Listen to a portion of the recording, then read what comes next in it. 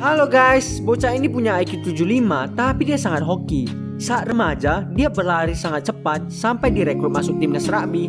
Setelah dewasa, dia ikut perang Vietnam dan tak sengaja menjadi pahlawan nasional. Dan dia coba-coba main pingpong, berhasil masuk ke Olimpiade. Lalu dia juga berinvestasi di salah satu toko buah yang ternama. Namanya Forrest Gump. Waktu kecil, dia susah berjalan karena punggungnya yang bengkok, membuat dia harus berjalan dengan alat itu. Dia beruntung mempunyai ibu yang selalu memberinya semangat. You're the same as everybody else. You are no different. Kepala sekolah tidak bisa menerima Forrest di sekolah umum itu karena IQ-nya di bawah rata-rata dan menyarankannya masuk SLB saja.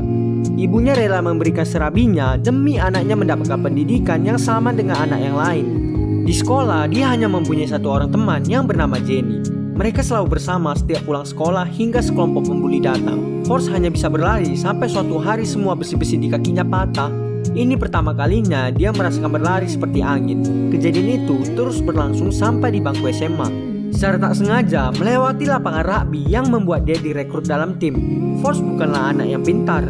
Dia hanya ditugaskan membawa bola itu menuju ujung lapangan. Dia menjadi mahasiswa olahraga lalu masuk ke timnas. Bahkan karena prestasinya di rugby, dia dapat bersalaman dengan Presiden Kennedy. Tidak terasa bermain rugby selama 5 tahun, dia lulus di universitas dan mempunyai teman baru yang bernama Bubba, bukan Boba. Di sana, Bubba cerita kalau nenek moyangnya adalah penangkap udang yang handal. Dia tahu semuanya tentang udang. Di dalam camp, Forrest menjadi prajurit kebanggaan. What's your sole purpose in this army? To do whatever you tell me, Drill Sergeant. You're a goddamn genius. That's the most outstanding answer I've ever heard. You must have a goddamn IQ of 160. Menurutnya, menjadi prajurit bukanlah hal yang sulit. Hanya perlu menjawab, Yes, Drill Sergeant! Saat disuruh merakit senjata, dia berhasil memecahkan rekor merakit tercepat. Dan terkadang pada malam harinya, Forrest kangen ibunya dan juga Jenny. Ketika libur, Forrest bertemu dengan Jenny. Dia tampak tidak bahagia. Jenny tidak bisa mewujudkan impiannya menjadi penyanyi terkenal. Di sana, Forrest mengungkapkan isi hatinya, tapi ditolak.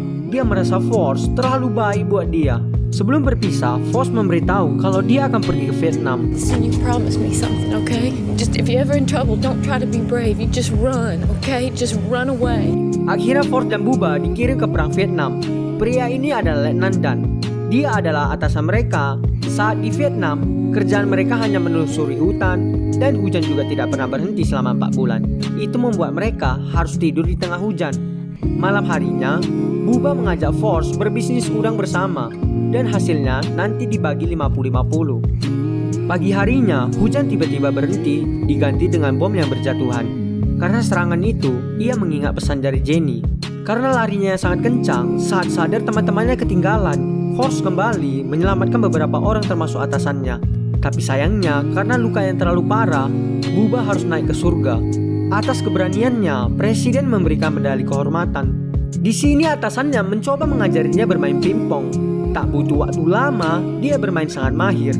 Karena keahliannya itu, Forrest tidak dikirim lagi ke Vietnam. Tapi dia diperintah bermain pingpong melawan komunis. Sejak saat itu, dia menjadi sangat terkenal dan pernah satu acara dengan John Lennon. Saat tahun baru, dia kembali bertemu dengan Dan. Di sana, Forrest cerita kalau dia ingin pergi berlayar menangkap udang. Itu untuk menepati janjinya ke Bubba. Dan yang mendengarnya pun tertawa. The day that you are a shrimp boat captain, I will come and be your first mate. Forrest yang sudah dibebas tugaskan, tanpa menunggu lama dia pergi membeli kapal dan peralatan lainnya. Dan tidak lupa dia mendatangi keluarga Bubba, menceritakan kalau dia akan menepati janjinya ke Bubba. Are you crazy? Or just plain stupid? Ini pertama kalinya untuk Forrest pergi berlayar. Dia sudah mempelajari tentang udang dari Bubba.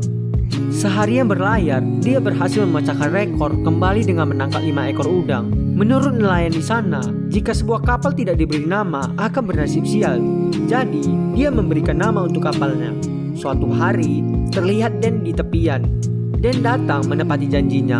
Hebatnya, setelah diberi nama, kapalnya bisa parkir sendiri. Saat berlayar, mereka hanya dapat sampah-sampah laut. Sampai di mana Dan menyuruhnya pergi berdoa. Jadi setiap minggu, Forrest pergi ke gereja untuk berdoa. Sudah berdoa pun masih tidak menemukan udang. Where the hell's this God of yours? Setelah mengatakan itu, Tuhan datang. Paginya, kapal dan pabrik udang di daerah sana sudah rusak total. Tapi menurut polisi setempat, Hanya ada satu kapal yang selamat dari badai. Setelah kejadian itu, menangkap udang menjadi sangat mudah. Kesuksesan mereka membuat mereka mendirikan sebuah perusahaan bernama Bubblegum Shrimp. Tapi kesenangan terhenti saat Forrest mendengar ibunya sedang sakit. Sejak hari itu, Forrest memutuskan menjaga ibunya dan meninggalkan keuangan perusahaan pada Dad, dan juga menginvestasikan uang mereka di perusahaan buah-buahan. Setelah ibunya meninggal, Forrest mendapatkan tawaran kerja oleh pemerintah daerah sana karena ibunya pernah berkata uang itu yang penting cukup dan sisanya hanya untuk pamer. Dia memberikan setengah sahamnya ke keluarga Bubba, lalu menyumbangkan uangnya di gereja dan rumah sakit. Biarpun tindakannya dibilang gila sama Dan, dia tetap melakukannya. Suatu hari Jenny mendatanginya. Forrest tidak pernah sebahagia ini. Di tengah malam, Jenny mendatanginya lalu mantap-mantap. Pagi harinya, Jenny pergi diam-diam. Forrest yang galau berlari sambil menghilangkan stres. Setelah sampai trotoar, dia berlari ke kota. Sampai di kota, dia berlari terus hingga menemukan laut. Setelah itu berbalik, lalu menemukan laut lagi.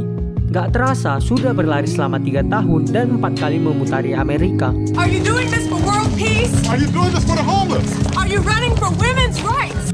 Bahkan, banyak orang yang mengikutinya. Selama dia berlari, ada juga orang yang meminta slogan keren. Dan ada juga orang yang meminta cetakan wajahnya. Tak sengaja, lap wajahnya menjadi emote smile yang mendunia. Suatu hari, Forrest berhenti. Dia mengatakan kalau dia capek dan ingin pulang. Itu membuat semua orang yang mengikutinya kebingungan. Now what are we supposed to do? Dia mendapat surat dari Jenny. Dia ingin Forrest datang ke savana menemuinya. Di sana, Jenny sudah sangat berubah. Ternyata hasil mantap-mantap dulu itu membuahkan seorang anak yang sangat pintar. Dan Jenny juga cerita kalau dia sedang sakit. Dokter mengatakan kalau dia kena virus yang tidak diketahui. Lalu Forrest mengajaknya kembali dan menikahinya. Forrest memang tidak pintar, tapi dia tahu apa itu cinta. Dia merawat istrinya hingga meninggal.